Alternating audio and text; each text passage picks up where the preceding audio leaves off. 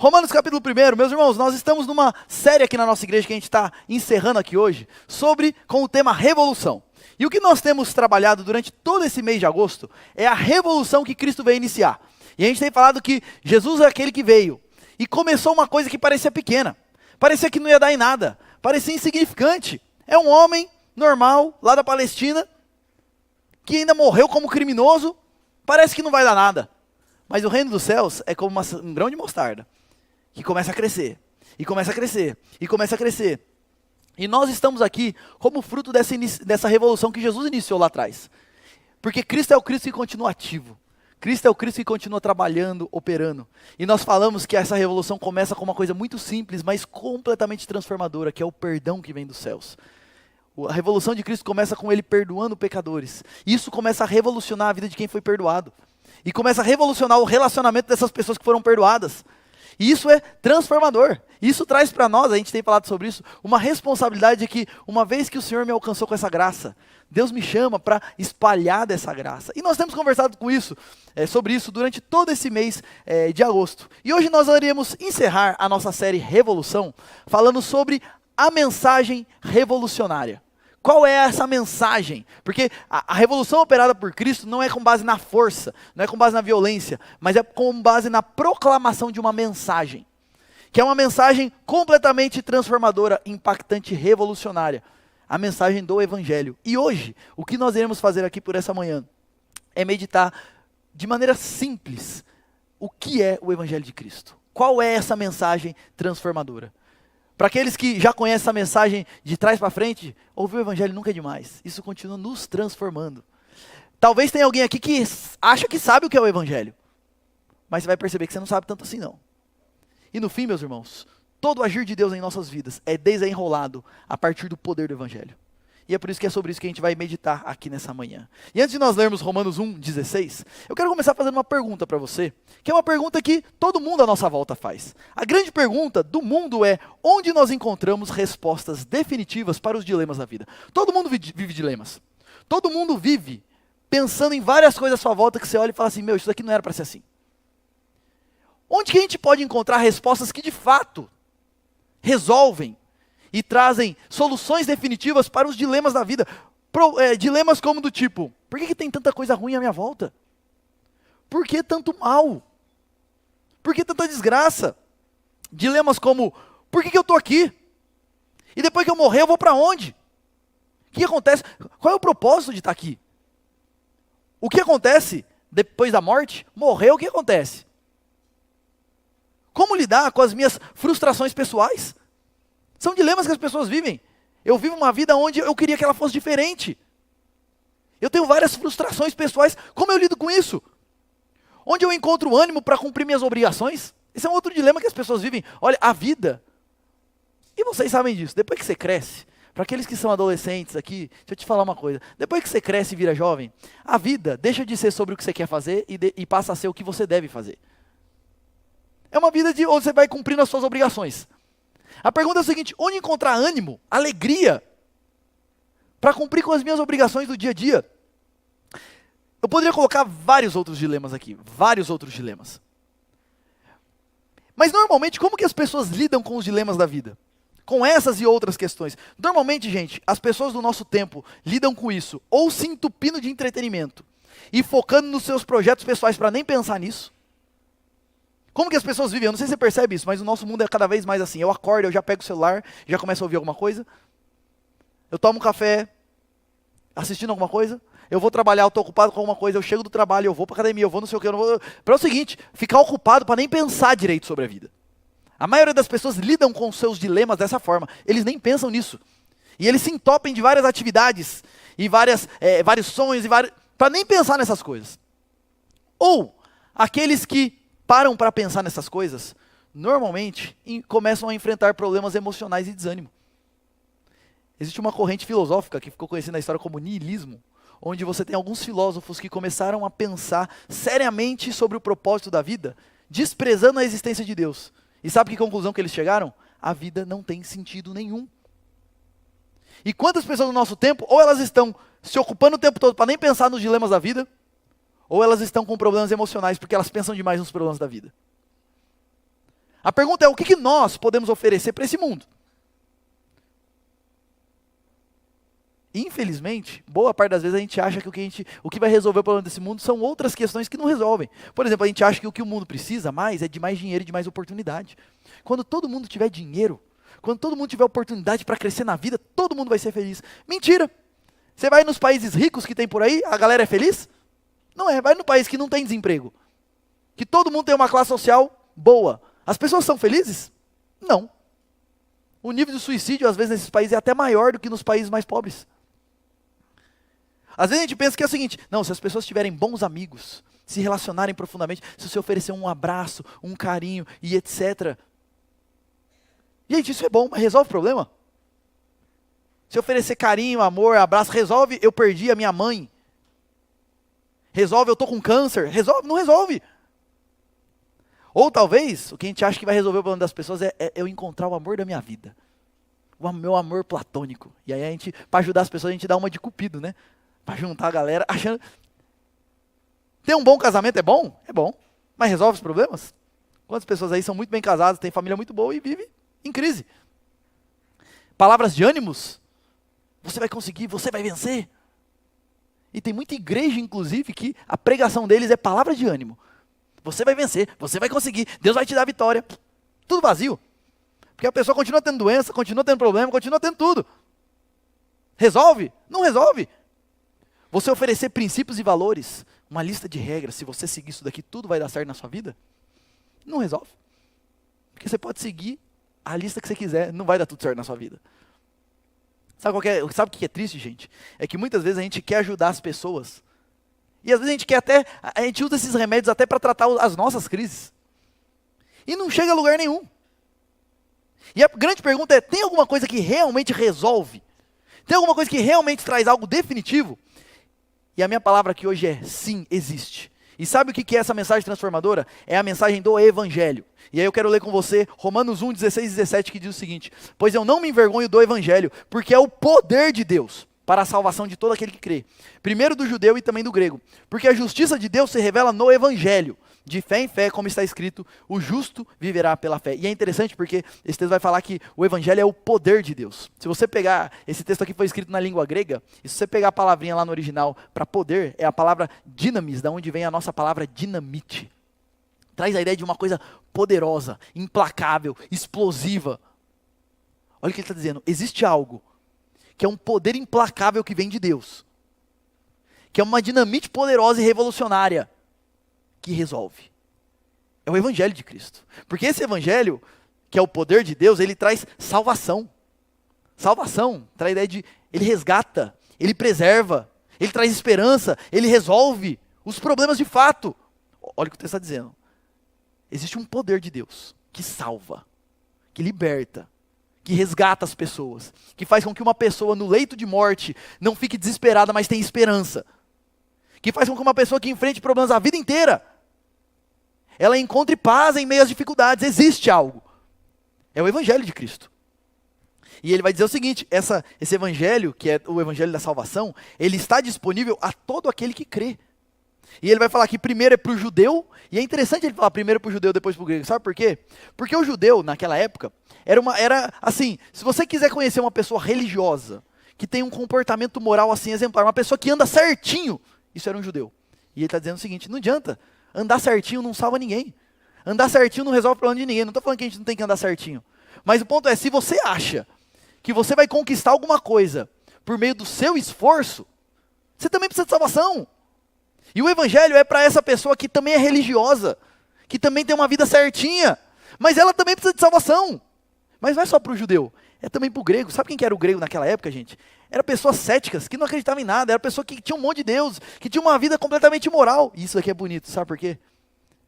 Paulo está dizendo o seguinte, existe um poder de Deus, que está disponível para aquelas pessoas que são religiosas e para aquelas pessoas que não são religiosas. Para aquelas pessoas que andam certinho, que tentam e acham que por causa disso eles precisam de salvação, mas também para aqueles que andam tudo errado. A salvação para eles também. O Evangelho é para todo aquele que crê. E ele vai dizer que, o que é então esse poder? É o Evangelho. Meus irmãos, só há uma esperança para o mundo. Só há uma esperança que de fato é esperança. e se encontra no Evangelho de Cristo Jesus. Sabe qual que é uma triste realidade assim, gigantesca? É que boa parte, até mesmo das pessoas que estão em igrejas evangélicas, jamais experimentaram o poder do Evangelho. Essa é a triste realidade. Até pessoas que estão na igreja há anos, se você perguntar para elas o que é o Evangelho, ela não sabe. E até aqueles que sabem, boa parte não experimentaram esse poder, porque o Evangelho não é uma mensagem para entender simplesmente, é uma mensagem para transformar. Esse é o poder de Deus para nós. E o que é então o Evangelho? E o que eu vou fazer aqui agora é dizer, primeiro, o que não é o Evangelho normalmente é confundido com o Evangelho, e depois o que é de fato o Evangelho, e essa vai ser a nossa reflexão nessa manhã. O que não é o Evangelho, gente? Preste atenção nisso. O Evangelho não é uma mensagem de prosperidade financeira. Eu sei que quando você liga a televisão, hoje, e vê um pastor falando, ele vai dizer o seguinte, a maioria deles que estão na televisão, você nasceu para ser cabeça e não cauda. Você é filho de Deus, você tem que comer o melhor de Deus dessa terra. Deus vai te abençoar, Deus vai te fazer prosperar. E se você não está prosperando é porque você não tem fé suficiente. Deixa eu te falar uma coisa, isso é falso profeta. O Evangelho não tem nada a ver com dinheiro. Jesus viveu aqui na terra, ele foi rico? A Bíblia diz que ele não tinha onde reclinar a cabeça. Por que você acha que seguindo a Jesus você vai ficar rico? O Evangelho não tem nada a ver com dinheiro. Nada a ver com dinheiro. Deus às vezes abençoa crentes com dinheiro, abençoa, mas também abençoa descrente. Não tem nada a ver com isso. O Evangelho não é sobre uma mensagem de como ficar rico. O Evangelho também não é uma terapia para você vencer os seus problemas emocionais. Porque está na moda agora, o pastor que não é pastor, ele é coach. Então ele vai te ensinar como ter inteligência emocional para você não ter problemas emocionais. Para você poder se sentir bem com você mesmo. Não, o Evangelho não tem nada a ver com isso, gente. O Evangelho faz você se sentir bem, não com você mesmo, porque você olha para si mesmo, você tem uma noção clara dos seus podres, até maior do que antes. Mas o Evangelho traz perdão. É diferente, não tem nada a ver com problemas emocionais. O Evangelho também não é, isso aqui é uma coisa importante, preste atenção nisso, o Evangelho não é um conjunto de rituais para você ser abençoado. Se você quer ter a bênção de Deus, está aqui a cartilha. Vai à igreja de domingo, dê o dízimo, faça isso, participe desse ritual, papapá. Se você fizer tudo bonitinho, e se você for altamente religioso e cumprir todos os rituais, Deus vai olhar do céu e falar, uau, palmas para você, eu vou te abençoar. Não tem nada a ver com isso. Isso é uma consciência tão pequena de que eu posso oferecer alguma coisa para Deus. O Evangelho não é sobre isso. E o Evangelho também não é uma lista de regras morais. Tem aqueles que fazem uma lista de rituais religiosos que você tem que seguir, e você tem aquele outro que o Evangelho é uma lista de regras. Não beba, não fume, não cheire, não roube, pague suas contas em dia, não bata na sua mulher, não faça isso, e aí pronto. Se você cumprir todas as regras... E o mundo, de maneira geral, o mundo quando pensa na igreja, pensa que o Evangelho é um conjunto de regras. Que aí eu não vou poder fazer nada, vou ter uma vida chata. Gente, o Evangelho não tem nada a ver com isso. É claro que o Evangelho transforma as nossas vidas, mas o Evangelho não é uma lista de regras. O que é o Evangelho então? Eu não sei se você sabe disso, mas a palavra Evangelho significa boa notícia. É uma palavra em grego que significa literalmente uma boa notícia. E se é uma boa notícia, o que significa isso? Gente, uma notícia é algo que aconteceu, certo? O que é uma notícia? Eu estou contando uma coisa para você que aconteceu.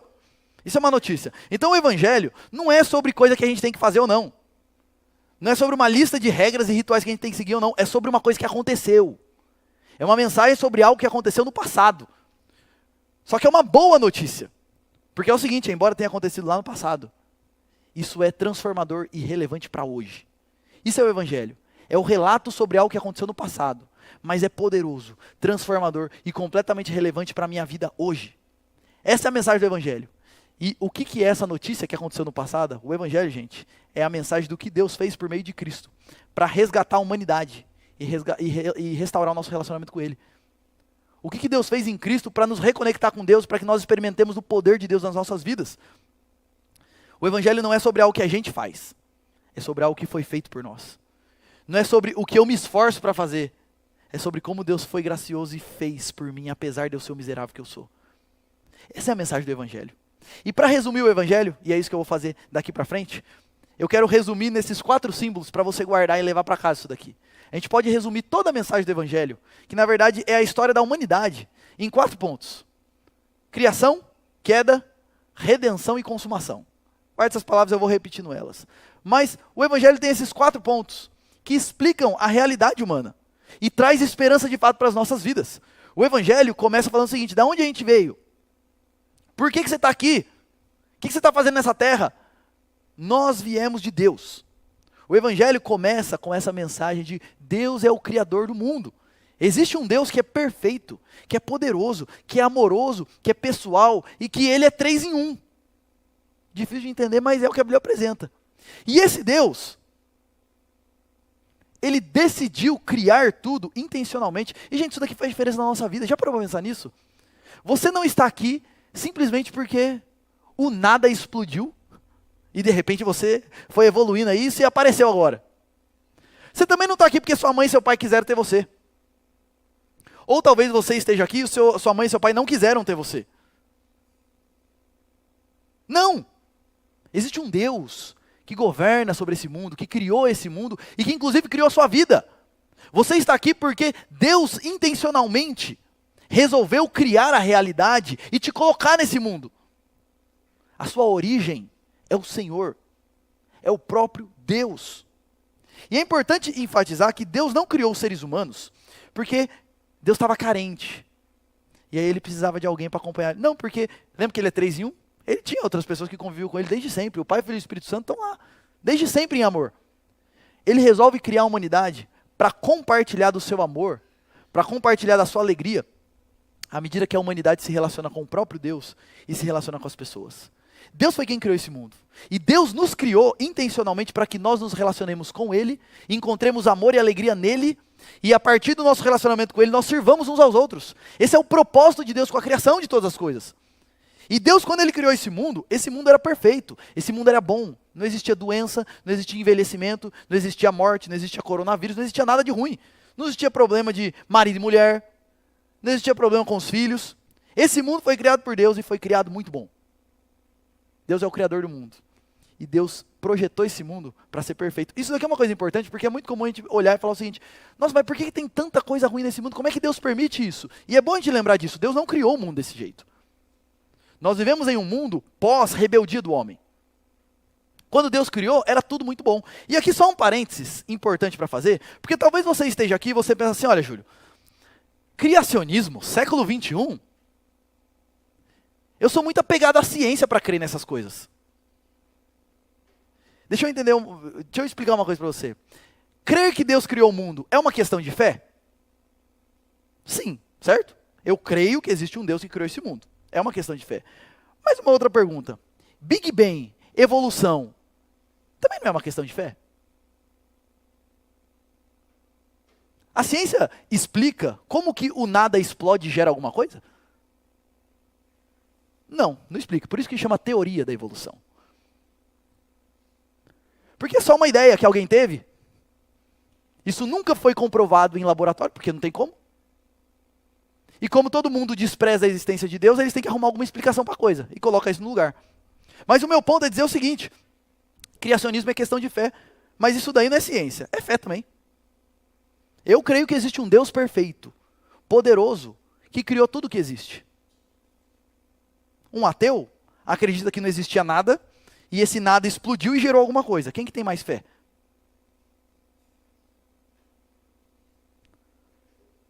Isso aqui é uma coisa importante para dizer. Aqui não é questão de ter fé ou não ter. Todo mundo tem. Só que você pode ter uma fé que explica a realidade e uma fé que não explica a realidade. Porque, com todo carinho, não tem como você explicar a realidade dizendo não tinha nada e explodiu e gerou alguma coisa. O nada não explode. Então aqui é só uma questão para trazer o seguinte, meus irmãos. Aqui, no fim, não existe ninguém que não tenha fé em alguma coisa. E quanto antes você entender isso, melhor. Porque aí você começa a meditar o seguinte: peraí, deixa eu ver se aquilo que eu creio tem sentido. E com todo carinho, não tem nada que explique melhor a realidade do que a fé cristã. O mundo foi criado por Deus. E foi criado muito bom. Da onde a gente veio? A gente veio do Senhor. Essa é a criação do mundo. E Deus fez tudo muito bom. Só que o segundo ponto é: nossa, mas se Deus fez tudo muito bom, por que as coisas deram errado? Por que quando eu olho para a minha volta, tem um monte de coisa que não é nada bom? O que deu de errado na história? E a resposta é: o pecado entrou no mundo. Criação, queda. A verdade é que se a gente vivesse para servir ao Senhor, a gente seria feliz. Mas a raça humana resolveu se rebelar contra Deus. Você conhece a história de Adão e Eva? Onde Deus falou assim, ó, pode comer de tudo, só dessa árvore que não pode comer. E o ponto não é a árvore em si. O ponto é, o ser humano vai confiar em Deus e se dedicar somente a Deus, ou ele vai virar as costas para o seu Criador e querer fazer as coisas do seu próprio jeito? Ele escolheu virar as costas para o seu Criador, fazer as coisas do próprio jeito. E então o homem rompe com Deus, quebra o seu relacionamento com Deus, desobedece ao Senhor e o pecado entra no mundo. Só que o grande ponto é o seguinte, Deus é a nossa origem. Quando nós rompemos com Deus, todo mais fica desestabilizado. E o grande ponto é que todos os problemas que existem no mundo é fruto desse rompimento entre o homem e Deus. Porque ao romper com Deus, todos os outros relacionamentos são rompidos. É interessante porque quando você lê o relato de Gênesis 3, você vai ver o seguinte, o homem peca, o que logo em seguida acontece? Eles têm vergonha e vai cobrir a nudez deles, eles começam a ter problemas com eles mesmos. Aí Deus vai cobrar o homem, ele fala que foi a mulher, começa a ter problema de relacionamento lá. Aí ele está fugindo de Deus, começa a ter problema com Deus. Depois que o pecado entra no mundo, gente, tudo fica desestabilizado. E toda desgraça que existe nesse mundo acontece por causa do pecado. O resultado geral desse pecado é que a partir de então, os seres humanos passam a viver num estado de decadência espiritual, moral, psicológica, social e física. O pecado afeta tudo. Só existe furacão porque o pecado entrou no mundo. Só existe coronavírus porque o pecado entrou no mundo. O ser humano ali, ele representava toda a criação diante de Deus e o pecado no fim afeta tudo. Tudo que há de ruim nesse mundo é por causa disso. Isso aqui é uma coisa importante para dizer, porque é o seguinte, no fim, por que a gente sofre? Eu sofro, você também. E basicamente a gente sofre porque ou a gente está tomando decisão errada, a gente está pecando e por isso a gente sofre. Ou alguém pecou e o pecado dele me afeta e por isso eu sofro. Ou, em última instância, é porque Adão pecou lá atrás e agora eu vivo num mundo que está bagunçado. E por isso a gente sofre doença e etc. Às vezes não é culpa do meu pecado, nem culpa de uma outra pessoa, mas por que o coronavírus existe? Porque Adão pecou. E isso nos colocou nesse mundo que está bagunçado, está desestabilizado. E esse pecado, essa rebeldia contra Deus, traz pelo menos 3 implicações para nós como seres humanos. Primeiro, eu, você, pessoalmente, nós passamos a ser inclinados para o mal. Você sabe disso. Desde que a gente nasceu, nós somos inclinados não para o bem, mas para o mal. E eu sempre dou alguns exemplos aqui para você perceber como é assim. Quando alguém te xinga, a sua tendência natural é, eu tenho que perdoar e amar. Ou a sua tendência natural é miserável. Quem ele pensa que ele é para falar assim comigo? Quando você vê alguém quando você vê um companheiro de serviço, que trabalha lá junto com você, ele é promovido e você não. A sua tendência natural é, que alegria por ele. Ou a sua tendência natural é, que injustiça que estão fazendo comigo. Nós somos inclinados ao mal, gente. Desde pequenininho, uma das primeiras palavras que as crianças começam a falar é não. Nem sabe falar, mas já está brigando. Criança. Sabe por quê? Isso está dentro de nós. O negócio, desde que o pecado entrou no mundo, esse passa a ser o nosso padrão. E nós já nascemos inclinados para isso, e a gente não consegue vencer isso. Você não consegue vencer seus pecados, você sabe disso. O exemplo que eu sempre dou é, tome uma decisão hoje, vou ficar 1 mês sem dar nenhuma resposta atravessada para ninguém. Você consegue? 1 mês sem ter nenhum pensamento ruim. Você consegue? Nós estamos presos nisso, na nossa própria decadência moral. Além disso, o pecado gera em nós, consequência pessoal, nós passamos a ser idólatras de nascimento. O que eu quero dizer com idólatra? Deus nos criou para amar a Deus sobre todas as coisas, certo? Uma vez que o homem rompeu com Deus, ele passa a amar outras coisas no lugar de Deus. Seja outros deuses, como na época do povo de Israel, que tinha Baal, Astarote, etc. Seja amar os deuses que a gente tem aí, estátuas que a gente tem aí no nosso mundo, ou vamos trazer mais para perto da gente. Ao invés de amar Deus com todo o meu coração, eu amo o dinheiro com todo o meu coração. Ao invés de me dedicar a Deus de todo o coração, eu me dedico para a minha carreira profissional de todo o coração. Ao invés de achar que é Deus quem vai me dar paz, eu acho que quando eu tiver uma imagem com a beleza que eu queria ter, é isso que vai me dar paz. Eu começo a projetar sobre outras coisas aquilo que só Deus tem para me oferecer. E eu passo a ser um idólatra. Eu rompo com Deus, só que é o seguinte, Deus deixa um buraco. E aí eu começo a preencher isso com outras coisas. Essa é a nossa tendência. E além disso, nós passamos a estar debaixo de condenação de Deus. Eu passo a ser inclinado para o mal, eu passo a ser um idólatra, e eu estou debaixo de condenação da parte de Deus, porque é o seguinte, A gente não é que a gente sofre por causa do pecado, a gente é culpado por causa do pecado. Nós pecamos contra Deus. E porque Deus é bom e justo, o que ele tem que fazer com pecadores como a gente? Você não fica revoltado quando você vê lá o STF, que o cara é criminoso, confesso, e o STF dá um jeitinho dele não ser condenado? Você não fica revoltado com isso? Então, você é um criminoso diante de Deus. E Deus é justo juiz, ele não é igual ao STF. E aí? A verdade é que todos nós, sem exceção, pelos nossos próprios atos, estamos debaixo de condenação. E talvez você pense, não, Júlio, mas eu sou uma boa pessoa. Seja mais sincero, vai. Você pode até ser uma boa pessoa quando você se compara com pessoas piores. Mas quando você se compara com a santidade de Deus, não sobra um. E um exemplo que eu sempre gosto de dar, mesmo que você tenha uma vida assim bem correta. Pense num filho onde você tinha uma mãe solteira que assim entregou a sua vida para criar esse filho. E aí esse filho cresceu, teve várias oportunidades porque a mãe dele assim se matou para dar essas oportunidades para ele. E esse menino cresce, faz faculdade, arruma um bom emprego e ganha muito dinheiro. E depois que ele fica rico, ele esquece a mãe dele, bloqueia ela do WhatsApp e não fala mais com ela. O que você falaria para esse filho? Terrível, né? Quantas vezes a gente faz isso com Deus? A gente tem uma vida certa, uma vida boa. Deus nos abençoa de tantas formas. E a gente não quer saber dele. Isso é horrível, mas a gente faz isso. Quando a gente passa a semana sem nem pensar em Deus direito. Esses somos nós, meus irmãos. A verdade é que diante do justo juiz, está todo mundo condenado. Deus criou o mundo perfeito, mas o pecado entrou no mundo. E a gente está nessa situação agora que a gente não consegue resolver. Sabe qual é a boa notícia do Evangelho? É que como a gente não podia fazer nada, Deus resolveu fazer alguma coisa. E isso é ilustrado pelo desenho da cruz e da setinha. Cristo vem a esse mundo. E ele faz o seguinte, primeiro, ele se torna homem. Isso é bonito demais, a encarnação. O Deus poderoso, santo, ele resolve se misturar com esses pecadores. Resolve vir aqui, viver entre nós, viver as coisas que a gente vive. É quando você vê uma pessoa na lama, e você pula lá, e sai tudo sujo de lama também. Jesus resolve fazer isso por amor de nós. É o próprio Deus que se faz homem. E aqui eu lembro de João 3,16, porque Deus amou o mundo de tal maneira que ele deu seu filho. Para vir aqui. Para que todo aquele que nele crê não morra. Para nos resgatar da nossa maldição, do nosso pecado, da nossa morte. Para que a gente não morra, mas tenha a vida eterna. E Jesus não só vem aqui e vive entre nós. E vive a vida que a gente não consegue viver. Porque Jesus foi o único que viveu aqui no mundo de maneira santa. Se tem um que não merecia morrer, era ele. Só ele. Se tem um que não merecia condenação, era ele. E o que Cristo faz naquela cruz, e esse é o ponto central do Evangelho. Naquela cruz, uma vez que Deus é justo e não pode deixar pecadores impunes, o próprio Deus resolve pagar a dívida e sofrer a condenação no nosso lugar. A cruz, meus irmãos, é Deus olhando e dizendo o seguinte: o Júlio é um miserável, que merece a morte, merece sofrimento, merece a ira de Deus. Então eu vou fazer o seguinte, eu vou lá pagar no lugar dele. Tudo que é para ele sofrer, eu vou sofrer no lugar dele. Eu vou pagar a conta desse miserável. É isso que Cristo faz naquela cruz.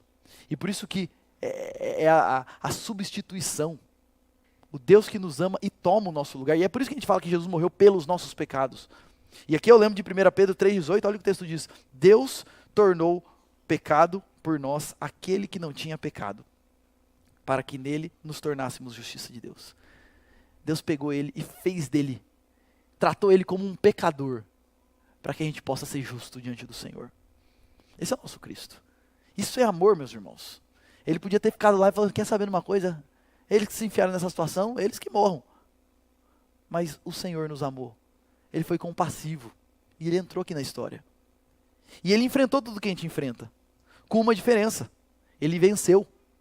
Ele nunca caiu em pecado. E ao terceiro dia, ele ressuscita, mostrando o seguinte, ele é poderoso, inclusive, para vencer a morte. Ele vem aqui, enfrenta tudo que a gente enfrenta sem pecado, morre a morte que era para a gente morrer, e ressuscita vencendo aquilo que a gente não consegue vencer. A morte. E ele vai aos céus. A ascensão. E agora a Bíblia fala que ele está sentado à direita do Deus Pai, reinando sobre tudo e sobre todos. E chamando pessoas e colocando pouco a pouco esse mundo no lugar. Esse é o nosso Cristo. Deus criou o mundo, o pecado entrou no mundo e a gente estava perdido, mas Jesus veio aqui. E naquela cruz ele paga pelos nossos pecados. E ele sobe aos céus e agora reina. E ele promete o seguinte: um dia eu vou voltar. Porque é o seguinte, Jesus morreu na cruz para pagar pelos nossos pecados, mas continua tendo um monte de coisa ruim aí. E aí? Quando que vai resolver o problema? Quando que vai restaurar todas as coisas?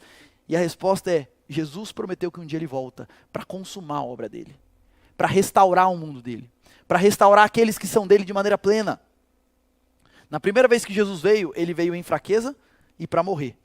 Mas na segunda vez que na segunda vinda dele, na volta dele, ele vai voltar em glória para julgar e restaurar todas as coisas. Eu gosto de usar a seguinte ilustração.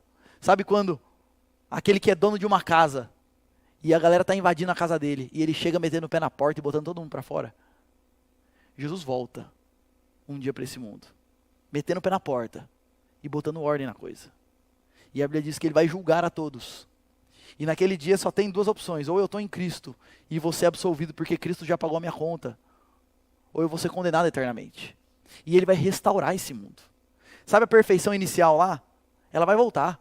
Sabe aquele mundo muito bom que Deus criou? Ele vai voltar. Melhor, porque agora não vai ter mais a possibilidade de pecado. E o Cristo vai restaurar todas as coisas na volta dele. 2 Pedro 3,3 vai dizer o seguinte: de acordo com a sua promessa, esperamos novos céus e nova terra onde habita a justiça. Essa é a mensagem do Evangelho.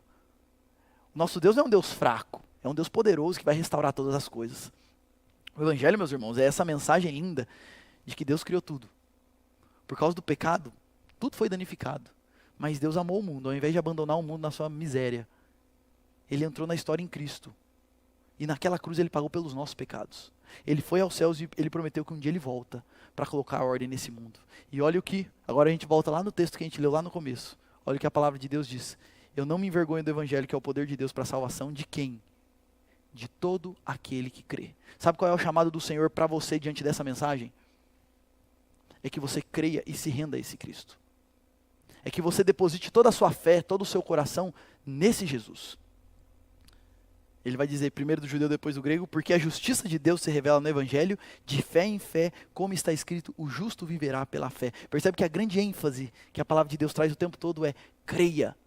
Não é sobre o que você faz, é sobre o que Cristo fez, e o seu único papel é crer no que Ele fez. É se render a Ele, é se agarrar a Ele. Porque Ele é o Senhor, o Salvador é Ele, não é você. Então creia nele, agarre a Ele, se entregue a Ele. E você vai experimentar essa dinamite poderosa mudando a sua vida e te trazendo esperança para além desse mundo. Porque, meus irmãos, voltando ao que eu falei lá no começo, isso daqui resolve todos os dilemas da vida. É isso daqui que traz esperança, inclusive num leito de morte, quando eu estou com um câncer terminal. Onde eu sei o seguinte: ainda que eu feche os meus olhos aqui, a minha vida está na mão do Senhor Jesus, Ele pagou pelos meus pecados. E um dia eu vou habitar num mundo que é novo, onde habita a justiça, num novo corpo. Isso traz esperança para todos os sofrimentos da vida. Isso traz esperanças, por exemplo, para uma esposa que é casada com um marido que não a ama. E ela pode olhar e dizer o seguinte: embora o meu marido não me ame, o Criador dos céus e da terra olha para mim com amor. Naquela cruz Ele morreu pelos meus pecados. Eu me sinto amada, porque o Senhor me ama. Isso traz, meus irmãos, isso resolve todos os dilemas da vida, de maneira definitiva. Sabe quando eu estou com as minhas frustrações da vida? Está tudo dando errado, nada está saindo do jeito que eu queria. Eu posso olhar para o Senhor Jesus e saber o seguinte: Deus é por mim.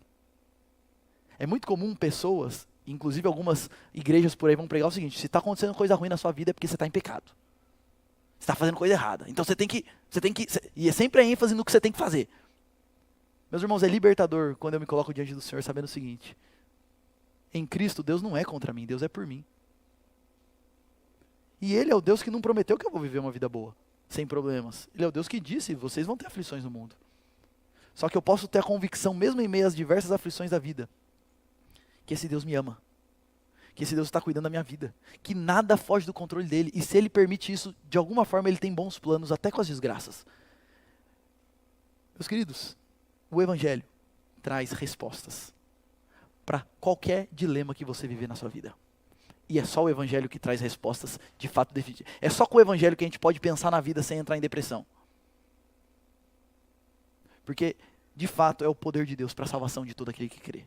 E o chamado do Senhor Jesus para mim e para você nessa manhã é: creia no Evangelho. creia em Cristo. Creia nesse Deus, creia nessa salvação. Porque a salvação é para todo aquele que crê. Agora, duas coisas importantes para dizer aqui sobre isso. A salvação, ela é por meio da fé. Isso significa o seguinte: a fé é a maneira como eu recebo essa salvação. Mas não é por causa da minha fé. Não é assim, Deus olha lá de cima e fala assim: nossa, tal pessoa tem muita fé, então eu vou salvar ela. Como se fosse assim. Percebe que quando a gente pensa assim, a gente está dizendo que Deus faz alguma coisa por mim por causa do que eu estou fazendo. Não! A salvação não é por causa da fé. Até porque, vamos ser sinceros, você que é crente, você sabe disso, a nossa fé é tão mais ou menos, né? Tem dia que a gente acorda assim, rompendo em fé, mas tem dia que a gente acorda que misericórdia. Se Deus dependesse da nossa fé para fazer alguma coisa, misericórdia. A salvação não é por causa da fé. E a salvação também não é porque você tem uma fé assim muito pura. Porque, meus irmãos, a nossa fé, ela é falha. Um texto bíblico, uma história bíblica que sempre me chama a atenção é Pedro, quando Jesus vem andando sobre as águas e todo mundo pensa que é um fantasma. E aí Pedro está lá morrendo de medo. Aí depois que Jesus fala: sou eu, gente. Pedro fala: então me chama para andar sobre as águas até você. Percebe assim? Ele estava achando que era um fantasma, que ele ia morrer. Agora ele quer andar sobre as águas. Aí ele anda na água. Só que aí enquanto ele está andando, ele olha para o lado, vê e começa a afundar de novo. O cara estava incrédulo, virou crente e quer andar sobre as águas e está incrédulo de novo. Esses somos nós. A nossa fé é assim. E graças a Deus, Deus não faz as coisas por causa da nossa fé. E por que eu estou enfatizando isso? Porque tem muitas igrejas, entre aspas, evangélicas por aí, que vão dizer o seguinte: não é porque você não está crendo o suficiente. Se você crê, Deus vai fazer. Não, gente, não é por causa da nossa fé.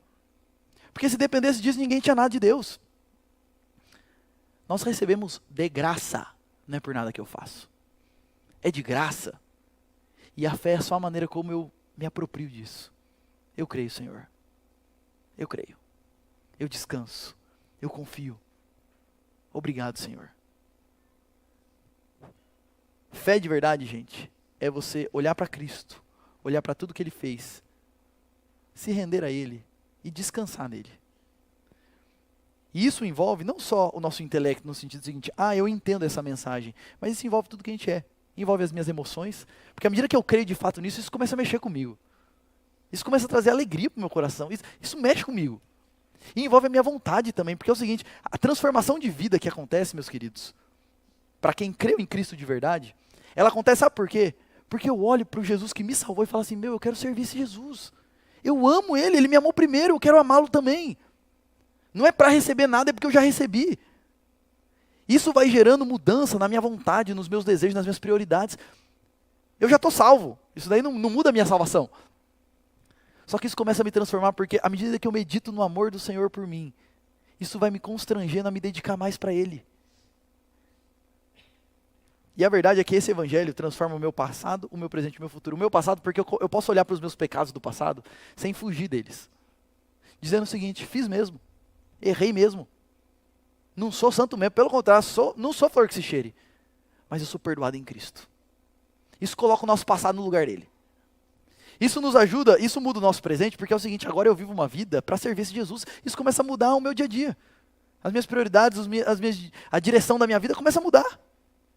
Isso muda o meu futuro, porque eu olho para o futuro e sei: o que me aguarda é novos céus e nova terra. O evangelho muda tudo.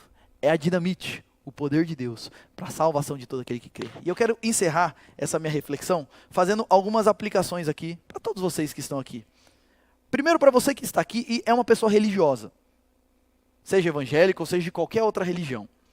A minha pergunta para você é o seguinte: você já experimentou, percebe o seguinte, eu não estou falando que você entendeu isso daqui, entender é uma coisa, experimentar é outra coisa. Você já experimentou o poder dessa mensagem? Você já creu de todo o coração e se rendeu de fato a Cristo?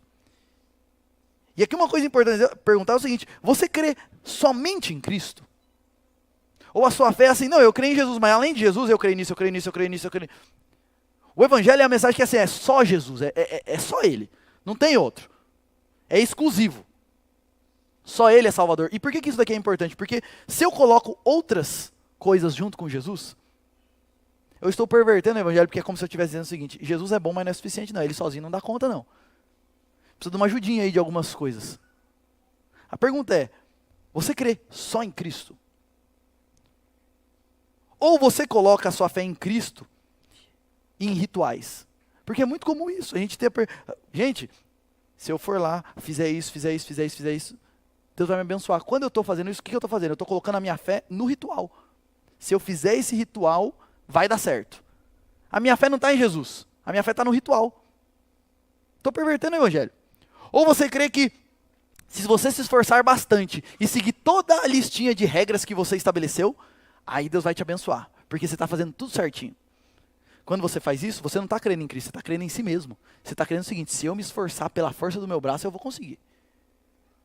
Eu dou conta, eu faço. O evangelho é: eu não faço, é Cristo que fez. A sua fé está em Cristo ou no seu esforço moral? Ou você coloca a sua fé em Cristo ou em algum ungido, porque tem isso também. É o pastor fulano de tal. É o padre, o sacerdote, não sei o quê, porque aquele ali é quem tem a bênção. Aí você vê uma caravana para ir lá pegar a toalhinha do suor do homem. E sabe qual que é o problema disso? A fé não está mais em Cristo, a fé está na pessoa. Cuidado com qualquer tipo de homem que se diz de Deus e se coloca numa posição como se ele tivesse algum acesso diferente a Deus. Porque a verdade do evangelho é a seguinte: em Cristo todo mundo está no mesmo ponto. Eu sou pastor aqui, mas deixa eu te falar uma coisa: a minha oração não tem mais poder que a oração de ninguém. Se você ora por meio de Cristo, o acesso que você tem a Deus é o mesmo acesso que eu tenho. Não tenho poder. A única diferença é que Deus me deu dons para servir em uma posição, só isso. Mas diante do Senhor, todo crente está no mesmo nível. Pecador, salvo pela graça.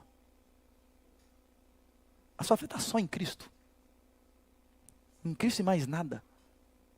Para você que é religioso e é evangélico, é de alguma igreja evangélica, a pergunta para você é: já experimentou desse poder? E inclusive para as pessoas que estão aqui, que são da nossa igreja. Você já experimentou desse poder? Você já creu de todo o coração de fato nessa mensagem? Porque tem muita gente que inclusive está dentro da igreja e não crê nisso daqui não. Crê assim, intelectualmente, mas isso daqui não é a vida dela. Não se entregou de todo o coração. E aqui alguns sinais, presta atenção nisso, sinais de evangélicos que não creram no evangelho. Alguns sinais de evangélicos que não creram no evangelho. Primeiro, falta misericórdia e amor ao tratar com pecadores. Sabe uma das marcas claras de pessoas que são religiosas, mas não são crentes de verdade? É que quando ela olha para um pecador, ela não olha para ele e fala assim: eu sou igual a ele. E a única diferença, se eu não estou fazendo o que ele está fazendo, é porque a graça de Jesus me alcançou. Então eu preciso tratar ele com misericórdia, amor e graça. Esse é o crente. O religioso é assim: miserável, não está se esforçando o suficiente, é por isso que dá tudo errado na sua vida. E ao invés de ir lá, amar a pessoa e demonstrar misericórdia, ele vai lá e sabe quando você põe o dedo na ferida aí? Esse é um sinal de uma pessoa que não entendeu nada do evangelho. Nada do evangelho. Outro sinal de uma pessoa que é evangélica, mas não creu no evangelho. É evangélica, só professa isso. É que quando ela fala das coisas de Deus, a pregação dela é regra. Não pode fazer isso, não tem que fazer isso. Não, é regra. Ela entende que o que é caminhar com Deus? É seguir um conjunto de regras. Não entendeu nada. Caminhar com Deus é você ter o seu coração impactado pelo amor de Cristo. E você crê nesse amor e você quer viver por esse Cristo. Eu obedeço, mas o ponto não é, a obediência é fruto do meu amor por Ele. É como se eu chegasse no Senhor Jesus e falasse o seguinte: Senhor, o Senhor me salvou, como que eu posso demonstrar o meu amor e a minha gratidão ao Senhor? Aí Ele vai falar assim: olha, tem os meus mandamentos, obedeça. Mas o ponto não é o mandamento em si, mas é o amor pelo Senhor, que me motiva e me leva para a lei de Deus. Uma outra coisa, marca de evangélicos que não entenderam o evangelho: pessoas orgulhosas. Que ninguém presta, é só ele que presta. Já conheceu pessoa assim? É só a família dele. É só ele. É só ela. É ele que é o dono da verdade. É ela que é a dona da verdade. Ele que... Não entendeu nada. Não entendeu nada. Porque o evangelho é a mensagem é o seguinte: você não presta. Sua família não presta. É graça. E uma última marca de pessoas que são evangélicas, mas não são evangélicas de verdade, é que elas não têm um relacionamento transformador com Deus. E o que eu quero dizer com transformador é o seguinte: ela caminha com... Ela está na igreja faz 5 anos, 10 anos. Mas quando você vai para a vida pessoal dela, não tem transformação real. O cara vem para a igreja, mas continua maltratando a esposa. Vem para a igreja, mas continua no serviço lá, fazendo uns trambiques. Frequenta a igreja, mas quando a galerinha junta para ver pornografia no celular, ele está lá junto, vendo bobeira junto. Quando a galerinha junta lá nos trabalhos, a mulher lá junta para falar mal de todo mundo, eu estou lá no meio deles. Lá na minha escola, quando tem as menininhas lá, eu estou no meio lá. Beijando, ficando. Não entendeu nada. Não estava caminhando com Jesus. Porque uma das marcas de quem ama Cristo é: eu quero agradar Jesus. Eu quero fazer as coisas para deixar Ele feliz. Eu quero fazer as coisas de modo que Ele se alegre. E essa é uma das marcas de quem não creu no Evangelho ainda. É que ela não experimentou dessa dinamite poderosa e transformadora do Senhor. E para terminar, o último grupo que eu queria trazer algumas aplicações aqui. Talvez você esteja aqui e você é cético. Eu não creio nessas coisas. Não creio na Bíblia. Não creio nessas coisas que você está falando aí. Isso daí, deixa eu te falar uma coisa com todo carinho. Você precisa de Jesus. Você também tem dilemas. E das duas uma, ou você finge que não tem, finge que e foge disso, ou você encara isso de frente. E a verdade, gente, é a seguinte: a questão não é se você é uma pessoa de fé ou não. A questão é onde você tem colocado a sua fé, porque de fé todo mundo é. Todo mundo é uma pessoa de fé. Porque há diversas coisas nessa vida que a ciência não explica. E que nós cremos. A questão é onde você tem colocado a sua fé. E o que eu quero dizer é o seguinte: se você não tem colocado a sua fé em Jesus, você vai colocar a sua fé em outras coisas que não vão trazer respostas satisfatórias e coerentes. E se você parar um pouquinho para pensar, e for assim, analisar as propostas desse mundo de maneira científica e honesta, você vai perceber como as propostas do nosso mundo não trazem respostas satisfatórias e coerentes. A única resposta, a única coisa que de fato traz coerência para essa vida, explica a realidade e traz respostas satisfatórias e definitivas, é o Evangelho de Jesus. Porque é só nele que a gente entende de onde a gente veio, porque a gente está aqui, porque tem tanta coisa ruim. O que eu posso fazer para fugir dessa realidade? É só Cristo que nos reconecta com Deus. É nele que a gente é transformado, é só nele que a gente tem esperança no fim. Entenda isso. Você não vai achar nada mais coerente e que de fato traz respostas para aquilo que a gente precisa, senão no Evangelho de Jesus. E uma palavra aqui: se você está aqui e você é meio cético, eu quero desafiar você. Olha, se você quiser me chamar para tomar um café para a gente conversar mais sobre isso, eu vou com o maior prazer. E eu falo isso com carinho porque eu sou uma pessoa que tem uma tendência ao ceticismo. Então, eu sempre fui uma pessoa que questionei tudo. E eu não aceitava assim, é assim porque é assim. Isso me fez estudar muito e questionar muito, inclusive, a fé cristã. E sabe qual é a conclusão que eu cheguei no final? Não existe nada mais coerente. Não existe nada mais profundo. Não existe nada mais verdadeiro do que o Evangelho de Cristo Jesus. Que Deus te abençoe muito. E que você entenda que, olha, essa revolução é centrada nessa mensagem do Evangelho. Na salvação que há de graça em Cristo. E no fim, gente, é isso que transforma as nossas vidas. Creia nesse Evangelho. Anuncie esse Evangelho. Viva esse Evangelho. E você vai ver o poder de Deus operando, transformando a sua vida e trabalhando no seu coração. Vamos orar mais uma vez, já encerrando esse nosso momento de culto. Senhor, obrigado por esse tempo que nós podemos ter aqui meditando, Deus, no Teu Evangelho, que é o poder do Senhor para nós. E quanta esperança há, Deus, no Evangelho de Cristo. Quanta alegria há em Cristo Jesus para nós. Quanta paz, quantas respostas, Deus, nós encontramos no Senhor. E nós te louvamos por isso, porque o Senhor não nos deixou abandonados aqui na nossa vida, nos nossos problemas, nos nossos dilemas. Mas o Senhor resolveu entrar aqui nesse mundo para trazer respostas, Deus. E obrigado porque a resposta do Senhor é uma resposta amorosa, misericordiosa, graciosa e transformadora. A nossa oração é que o Senhor enche o nosso coração de fé. Fé no Teu Evangelho. Devoção a Cristo Jesus, amor a Cristo Jesus. E que vivamos uma vida, Deus, marcada pelo Evangelho do Senhor. Servindo ao Senhor de todo o coração e proclamando esse Evangelho onde nós estivermos. Opera tudo isso em nossas vidas. É a nossa oração. No nome de Jesus, nosso Senhor e Salvador. Amém e amém. E agora, meus queridos irmãos, que a graça maravilhosa do nosso Senhor Jesus Cristo, o amor transformador do Deus Pai e o consolo do Santo Espírito seja sobre todos nós e sobre toda a igreja de Cristo, hoje e sempre. Amém e amém.